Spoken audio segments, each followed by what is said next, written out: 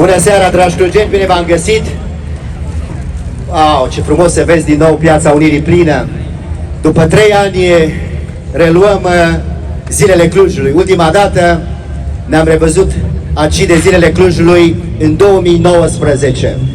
Au trecut câțiva ani grei, inclusiv anii de pandemie, și aș vrea acum să profit de ocazie și să vă mulțumesc tuturor pentru comportamentul exemplar pe care l-ați avut în perioada pandemiei și împreună cu minunatul nostru corp medical. V-aș invita aici mai aproape, pentru că, iată, clujenii vă așteaptă cu drag și respect o plachetă aniversară cu ocazia Zilelor Clujului, care sună cam așa: domnului Florin Piersic, titan al filmului și teatrului românesc, în semn de apreciere pentru inegalabila contribuție la conturarea dimensiunii culturale și artistice din România și de pretutindeni, premiu de onoare și omagiu Florin Piersic. Bine ai revenit la Cluj-Napoca, bine ai revenit aici acasă, ne bucurăm că suntem împreună, să-ți dea Dumnezeu sănătate și multe bucurii.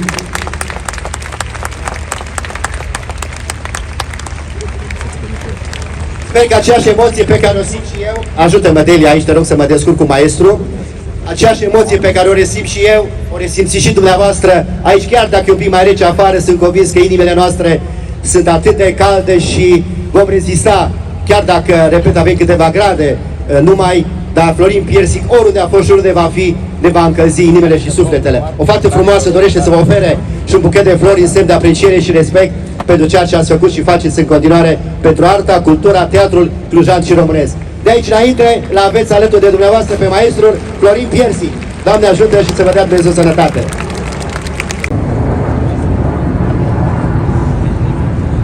Stați jos!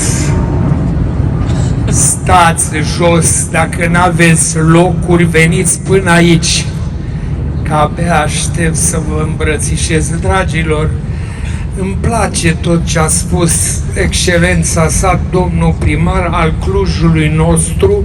Am spus nostru pentru că și eu sunt clujan ca și dumneavoastră și vă dau o veste bună. M-am mutat definitiv la Cluj. Cred că ați înțeles, da? Dar nu aplaudați așa tare, că vă fac eu semn când e momentul să aplaudați. Dragilor, vreau să vă spun doar atât, că astăzi e ziua teatrului. Așa am înțeles eu din invitație.